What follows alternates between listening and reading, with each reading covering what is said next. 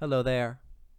For as far back as I can remember, I have struggled with sleep, both in falling asleep at night and in waking up in the morning. Now, the scientific literature would point me in the direction of sleep hygiene practices. So whether that's eliminating blue wavelength light an hour or two before bed, because blue wavelength light inhibits melatonin production and melatonin is important to sleep, or cutting out stimulants after, say, noon, or allowing myself time to wind down before bed, or building a consistent schedule so that I know that an hour before bed, I shut down the computer. Then 30 minutes before bed, I take a shower. And then 15 minutes before bed, I meditate. And then bedtime hits, light goes off. And because I have that consistent schedule, my body has recognized that it's almost bedtime and begins preparing for that. And is more ready and is easier for me to fall asleep. Now, over the years, I have tried those and other suggestions from the literature. And my problem has persisted through all of them.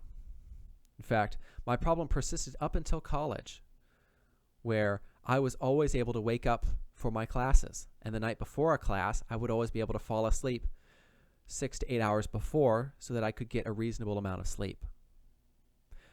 But then the weekend hit, and I would be unable to maintain that sleep schedule that I had during the week.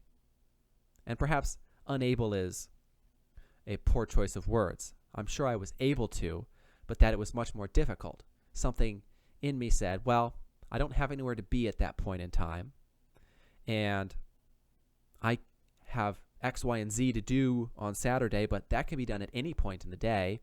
So why wake up at 7:30? Why not wake up at 9:30 or 10? And so that's what I did.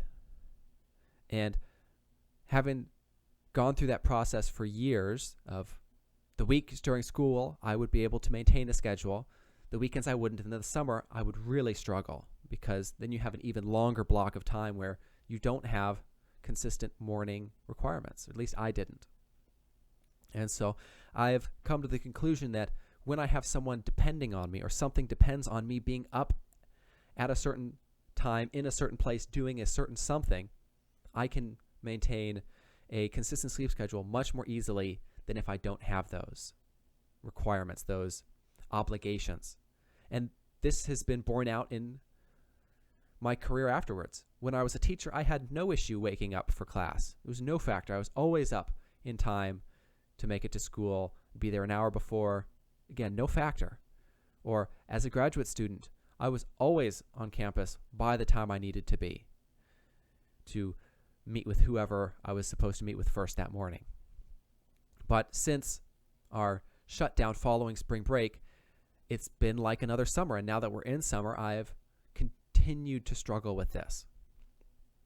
And so since I don't see a way for me to build in those requirements, since I don't have those requirements in my day right now, I'm going to try and build them in.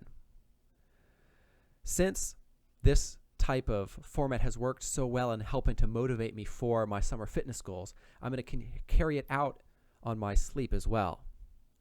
So I want to be awake at or before 6 a.m.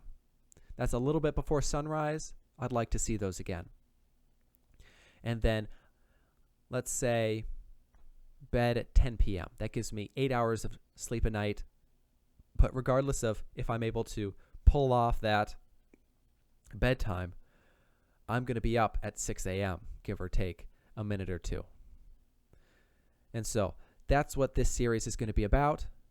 If you're interested in that, you can follow it.